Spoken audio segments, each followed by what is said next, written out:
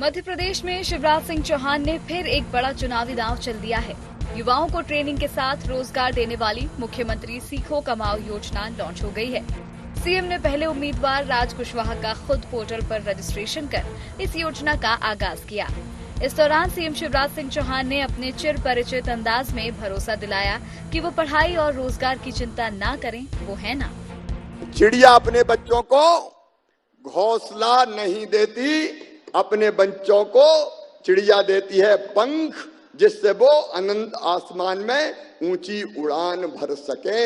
मैं तुम्हें आज पंख देने आया हूं ताकि अनंत आसमान में आप ऊंची उड़ान भर सके। ये योजना हमने बनाई सीखो और कमाओ योजना। हमने 700 काम छांटे हैं, जो 700 काम करने अलग अलग प्रतिष्ठान जहां चाहेंगे दोनों के बीच में पोर्टल बन रहा है और पोर्टल पर एक तरफ वैकेंसीज रहेंगी, संस्थानों का नाम रहेगा और दूसरी तरफ बच्चे आवेदन करेंगे, बच्चों का नाम रहेगा।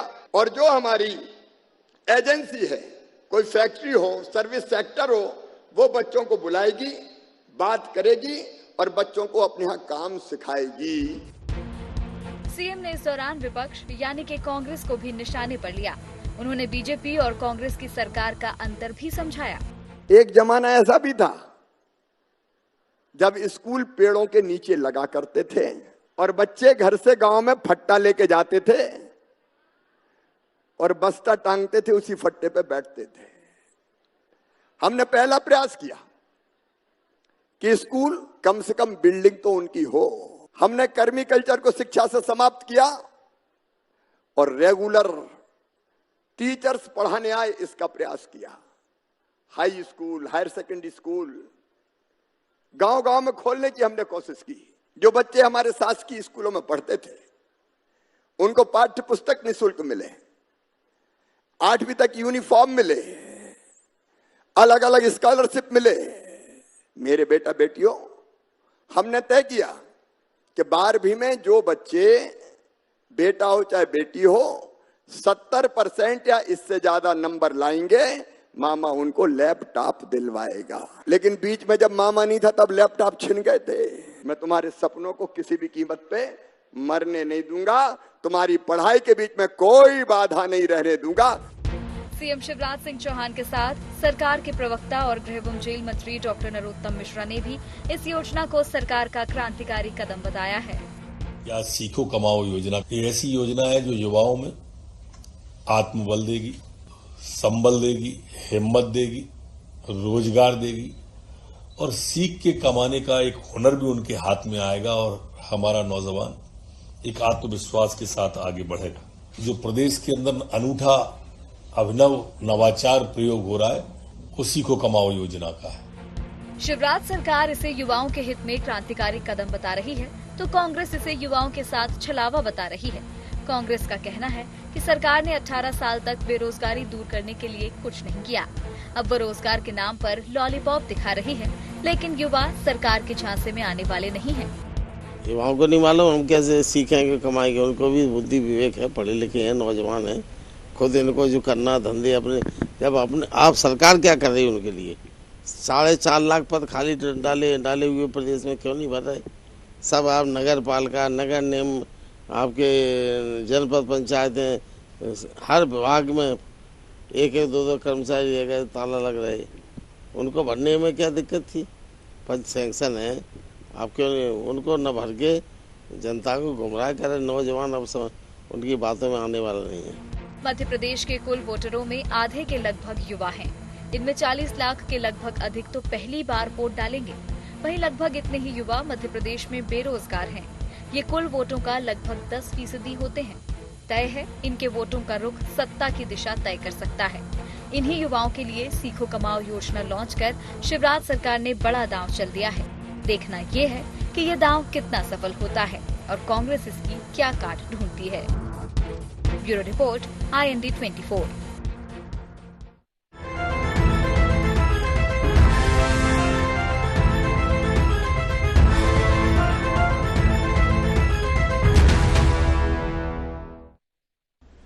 IND एजेंडा सीखो कमाओ युवाओं को पंख। में आपका स्वागत है। मैं हूं राजेश सक्सेना। आज इसी मसले पर, इसी विषय पर हम चर्चा करेंगे। चर्चा शुरू करें उससे पहले एजेंडा पॉइंट्स देख लेते हैं।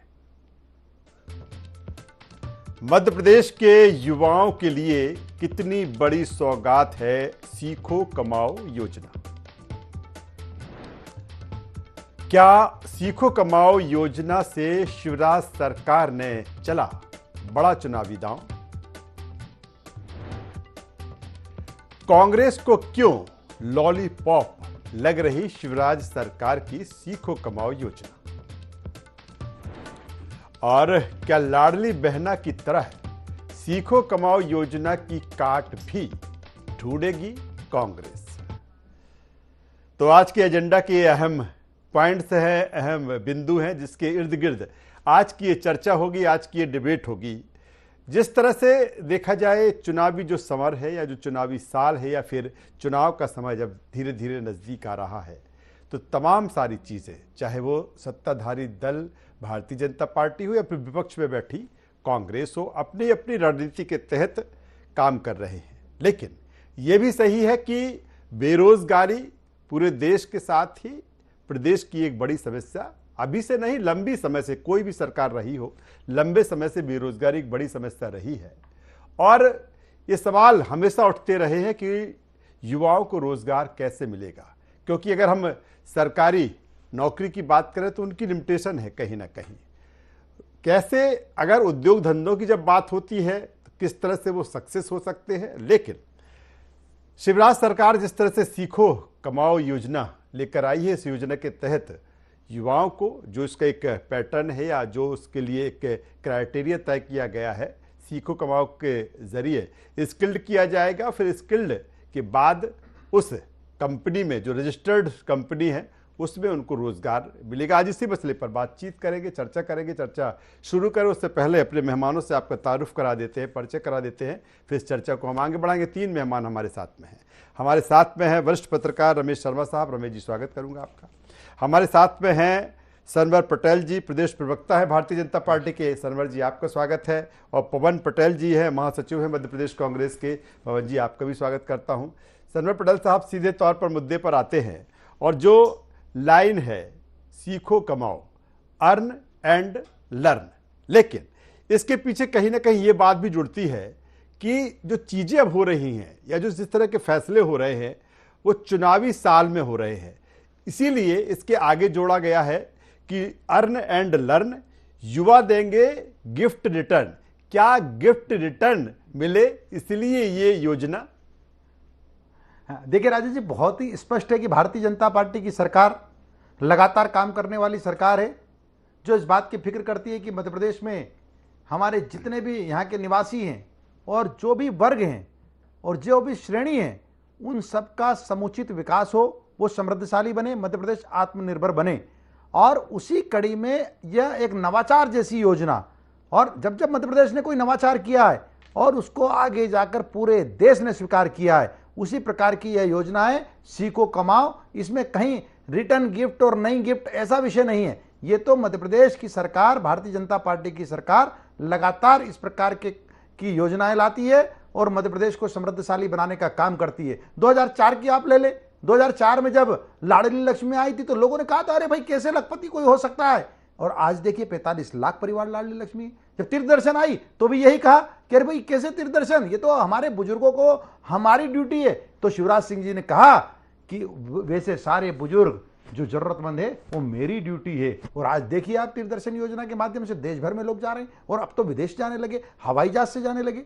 तो ये इसमें कहीं राजनीति जो ढूंढती है वो विपक्षी दल ढूंढता है, बाकी बहुत ही पवित्र भाव से, बहुत ही नेक नियत से योजना लाई है। सनवर पटेल जी, लेकिन बिल्कुल ये सही है जो आप बात कर रहे हैं। लेकिन अगर युवाओं को रोजगार मिले, ये कोई 4-6 महीने में चीजें नहीं आएंगी, लंबे समय से इसकी दरकार रही है, इसकी डिमांड रही है।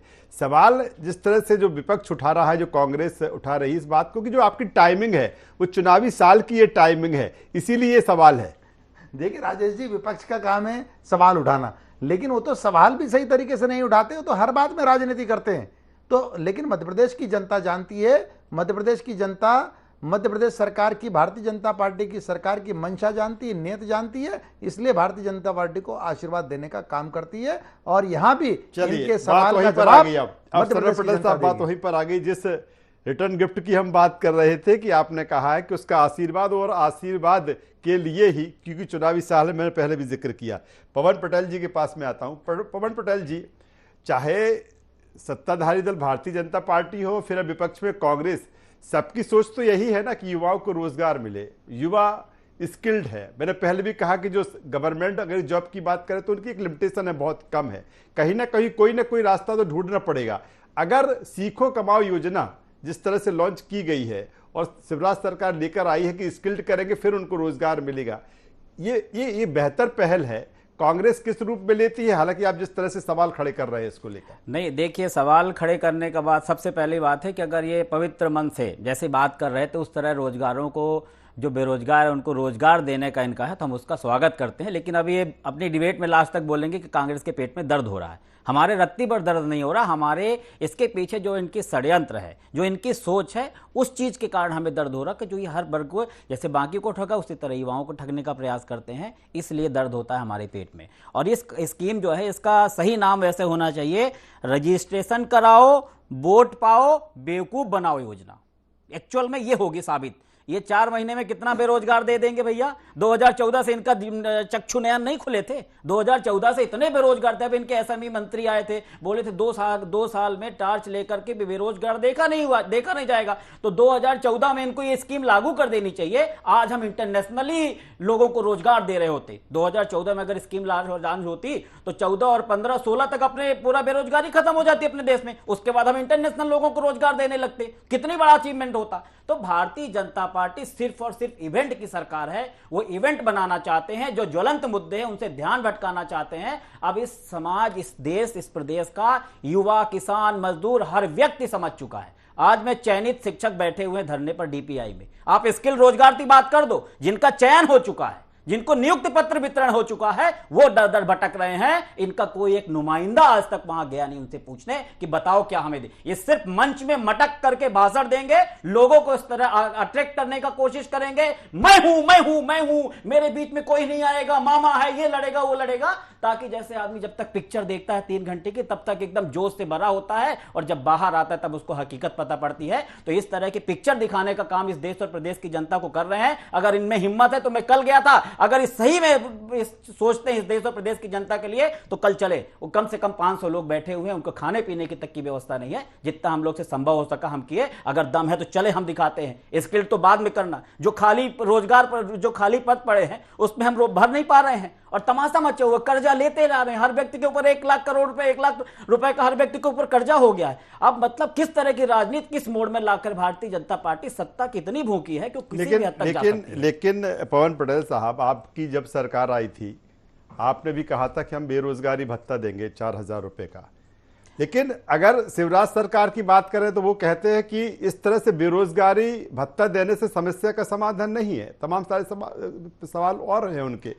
उन्होंने कहा कि अगर हम स्किल्ड कर रहे हैं, उनको हम ट्रेंड कर रहे हैं, और फिर कोई भी जब कंपनी लेगी तो अगर ट्रेंड युवा होगा जिसको जॉब की दरकार है तो बेहतर तरीके से काम करेगा, और एक अपॉर्चुनिटी उसके लिए बनेगी। कांग्रेस के जमाने में आईटीआई वगैरह इसी टाइप की स्कीमें थी। कांग्रेस भी यही चाहती है। हम पहले ही बोले कि अगर ये सचमुच करते, अगर 2014 में कर दिए होते तो हम स्वागत करते।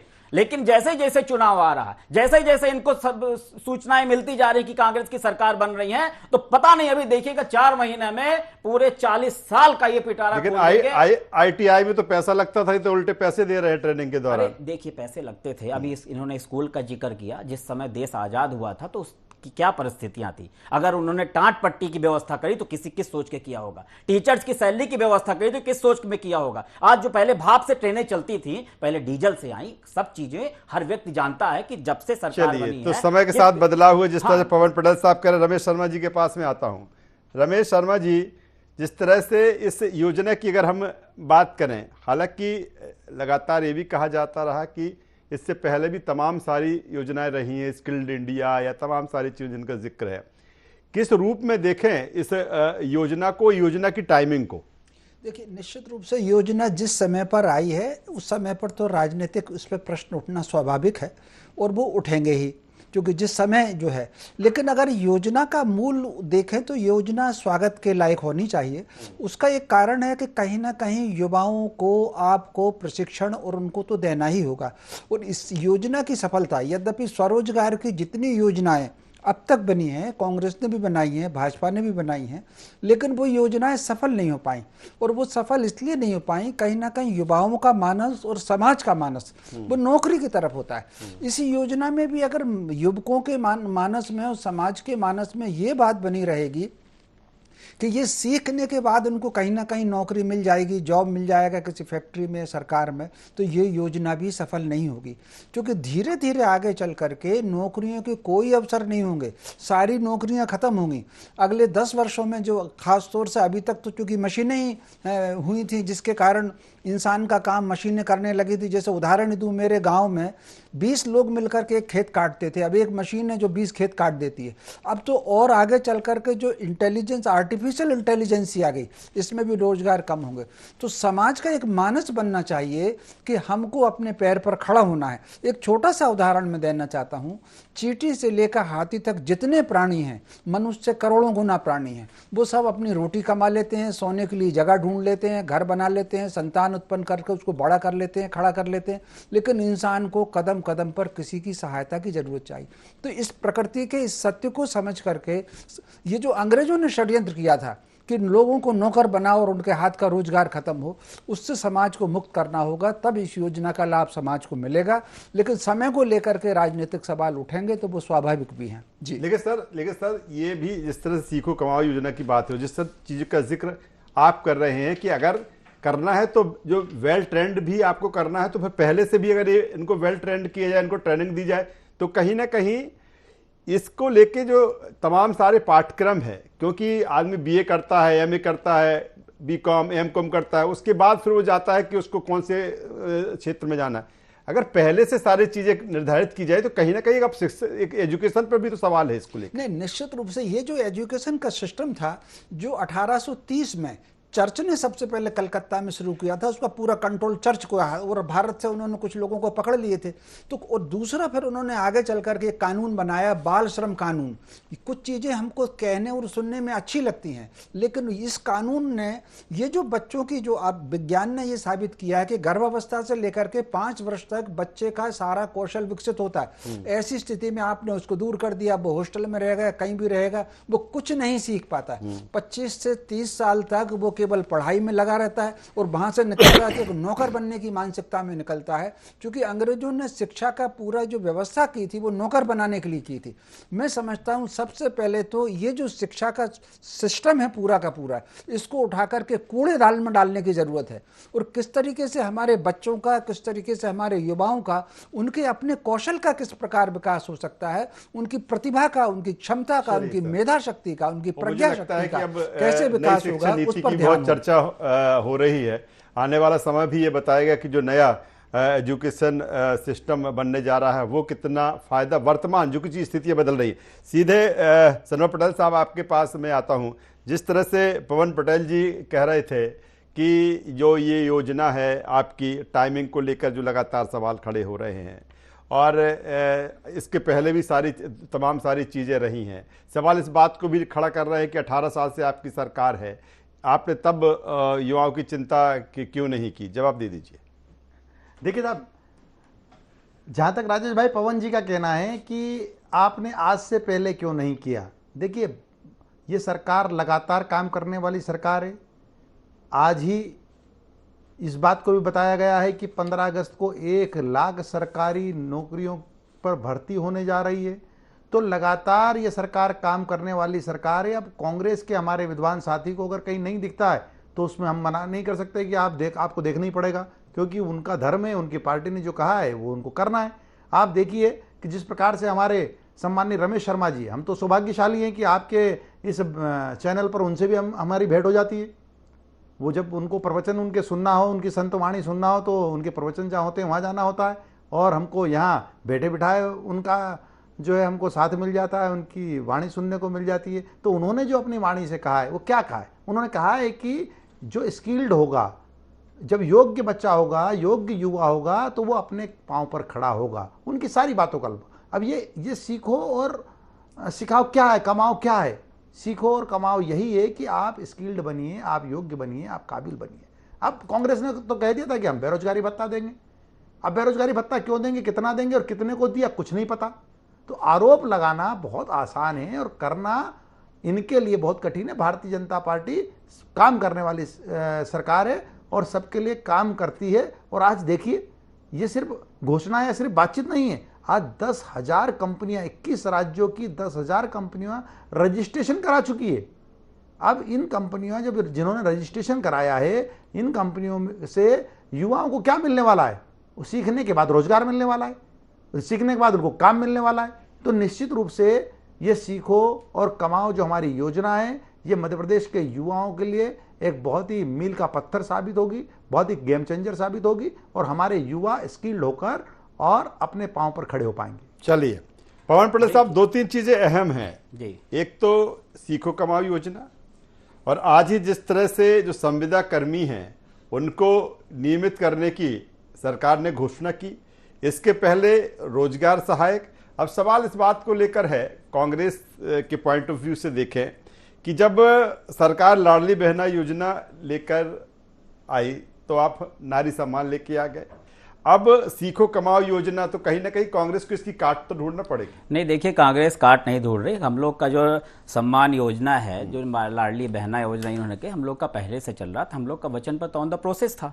ये ऐसा नहीं कि इन्होंने लाया तो हम लेके आए। ये जरूर है कि हमने जब किया, हमने 1500 किया और जब लोगों का जो रुझान उस टाइप से हो रहा तो ये बढ़ाने लगे कि हम पहले 200 बढ़ाएंगे, करते करते 3000 तक ले जाएगा मामा। तो 3000 नहीं तो 6000 ले जाए, कितने भी ले जाए, ये इनका काम रहता है। दूसरा क्या बोल रहे, जो बेरोजगारी भत्ते की बात कर रहे हैं, कमलनाथ जी को अगर 5 साल काम करने दिया होता तो जो वचन दिए तो उसको हम पूरा करते। ये किसी भी हद से ये उंगली उठाने के लायक नहीं है कि ये बोले कि हमने वचन को पूरा नहीं किया, क्योंकि इन्होंने एक जनहित ऐसी काम कर रही सरकार को गिरा दिया इस डर से कि कहीं अगर कमलनाथ जी 5 साल तक काम कर लिए तो हमारी फिर से 60 साल के लिए छुट्टी हो जाएगी। और जितने उन्होंने काम किए 15 में अपने आप में मील का पत्थर साबित है। वही काम लेकर के आज हम जनता के बीच में जा रहे हैं। चाहे 27 लाख किसानों के कर्ज माफी की बात हो, चाहे 27% आरक्षण की बात हो, चाहे 10% सामान्य अनेकों 100 रुपए में 100 यूनिट बिजली दिया हमने। ये क्या किए, केस कर रहे हैं, लोगों का सामान कुर्की कर रहे हैं। बिजली सरप्लस है, उद्योगपतियों को देंगे, लेकिन हम यहां उनके ऊपर वसूली करेंगे। तो ये दोहरा चरित्र जो भारतीय जनता पार्टी का आम जनता समझ चुकी है। अभी मैंने आपको बोला 4 महीने में राम राज्य आ जाएगा। अभी भाई साहब ने खुद एग्जांपल दे दी, कभी 1 लाख कितने नियुक्ति पत्र फिर से वितरण करने वाले हैं। अभी पिछले साल जिनको किया था उनका क्या हुआ पता नहीं। तो 4 साल में तो राम राज्य आ जाएगा, ये देख लीजिएगा। और हमें जो थोड़ा सा हमारे जहन में जो आ रहा, मुख्यमंत्री कौशल विकास योजना, ये सब योजनाएं शायद पहले चालू हो चुकी थी, एक आध बार चालू हुई थी, उनका कोई अता पता नहीं उनमें क्या हुआ। ये बस कहते हैं किसी भी स्कीम को उसका पैकेज चेंज करके लोगों को लुभावने का काम करते हैं। और भारतीय जनता पार्टी वही काम करती है कांग्रेस के लिए जो करती है। कांग्रेस ने पहले रोड बनाई, उसमें डामर कर पक्का करवाया, फिर डामर करा दिया। अब 5 साल में 10 साल में डामर हट जाएगी तो ये उसमें डामर पुतवा देंगे और शिवराज सिंह चौहान नरेंद्र मोदी जी का फोटो लगा देंगे और कहीं ये देखो रोड हमने बनाया। इस भारत का जवाब दीजिए सर्वर पटेल साहब, वो कह रहे माल अंदर वही रहता है, आप ऊपर की आप उसकी पैकेजिंग चेंज कर देते हैं। कांग्रेस वही रहता है। राजेश भाई, कांग्रेस ने किस प्रकार की रोडें बनाई ये मध्य प्रदेश की जनता भूली नहीं है। रोड में गड्ढे थे या गड्ढों में रोड थी, ये मध्य प्रदेश की जनता भूली नहीं है। मध्य प्रदेश की जनता कांग्रेस के राज को याद करती है और मैं धन्यवाद देता हूं कि पवन जी ने उस कांग्रेस के राज की याद दिला दी। जो गड्ढों में रोडें होती थी, जहां पानी नहीं होता था, जहां बिजली नहीं होती थी, बिजली आती है जाती है पता नहीं होता था, उन्होंने 15 माह की बात की। 15 माह में 15 बार भी भोपाल छोड़कर बाहर निकले नहीं, वल्लभ भवन से झांके नहीं। सोचिए, झांके होते तब क्या होता, जब नहीं झांके तब इतना काम कर दिया। 27 लाख किसानों का कर्जा माफ कर दिया आपने। एक आदमी को 2 लाख रुपए का कर्जा। दम है तो काम पे बात 10 तक की गिनती सुनाई, 10 तक की गिनती सुनाई कि 2 लाख रुपए का कर्जा माफ करेंगे। एक नाम बता दीजिए, 27 लाख किसानों का कर्जा माफ हुआ है। आपने दम है तो बात कर लिए, आप घबरा गए काम करने को। जिसका 2 लाख रुपए का काम कर लिए तो आपके छुट्टी हो गई। आपका दम नहीं था, त्राहिमाम मचाया, हाहाकार मचा दिया। इसलिए इनके ही नेताओं ने 750 किसानों की मौत का पाप लगेगा आपके ऊपर, और महाकाल में जो घोटाला किया है वो भगवान भी आपको श्राप देंगे। सबको इस बार पता है आपकी किसके सरकार बस का किसी खेल, हालत में नहीं आएगी। किसके साइन से आपने सब जितना कृषि की खिलवाड़ प्रतिभाओं किया के है लिए, सत्ता के किसने लिए, खरीदी आपने दी भगवान थी? को नहीं वो छोड़ा, साइन भी बाहर आ गए। बेरोजगार को नहीं छोड़ा, किसान को नहीं छोड़ा। सत्ता की लालच में वो 750 किसानों की मौत की यहाँ भारतीय जनता पार्टी को लगेगी। भगवान की जो मूर्तियां खंडित हुई है उनका पाप लगेगा आपके ऊपर। किसान जो आत्महत्या कर रहा है, मंदसौर में जो किसानों पे गोली चलवाई उनका पाप लगेगा। समय है वो धीरे कभी नहीं धीरे होगा इस बार। नजदीक आ रहा है। लास्ट में वक्त झूठ वक्त बोलते कम रहो, है, झूठ, झूठ, वक्त झूठ। कम है, वक्त कम है। रमेश शर्मा जी से कमेंट्स ले लेता हूं।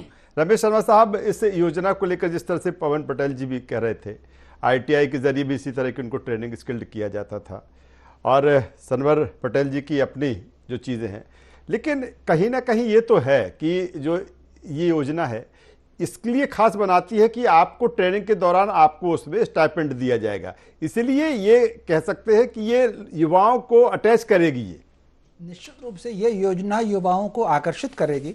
इसमें जो स्टाइपेंड की बात है, इसके साथ साथ अगर युवाओं ने इसमें ठीक से सीखा तो सीखने का उनको लाभ जीवन भर में मिलेगा। योजना को सैद्धांतिक रूप से तो ये बहुत अच्छी योजना है, इसका स्वागत किया जाना चाहिए। और इस तरह की योजना शासन के स्तर पर भी नहीं, बल्कि जितनी संस्थाएं ये जो तकनीकी महाविद्यालय, इंजीनियरिंग कॉलेज और दूसरे चलाते हैं, मैं समझता हूँ ये जो प्रायोगिक शिक्षा और व्यवहारिक शिक्षा का जो और प्रशिक्षण का काम है, ये हमारी शिक्षा के सिलेबस में जोड़ना चाहिए। कुल मिलाकर के सैद्धांतिक रूप से योजना बहुत अच्छी है, लेकिन कई चूंकि उसकी टाइमिंग को लेकर के इसमें राजनीतिक सवाल उठ रहे हैं। बाकी योजना का स्वागत किया जाना चाहिए। योजना का स्वागत किया जाना चाहिए, और वाकई जिस तरह का कॉन्सेप्ट अभी दिख रहा है वो वाकई कारगर साबित होता है और फलीभूत होता है उस कॉन्सेप्ट के अनुसार कि स्किल्ड करके फिर स्किल्ड होने के बाद उनको, उन युवाओं को जॉब मिल जाता है कंपनियों में, जिस तरह से पहले ये दिख रहा है। तो इससे बेहतर कुछ नहीं हो सकता। ये तो आने वाला वक्त बताएगा, और चुनावी साल है तो सवाल तो होंगे भी।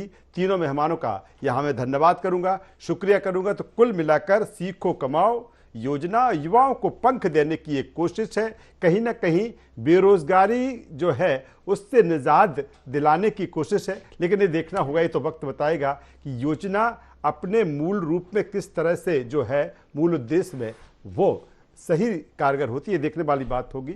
IND एजेंडा में बस इतना ही। IND 24 पर खबरों का सिलसिला लगातार जारी है, बने रहिए हमारे साथ। नमस्कार।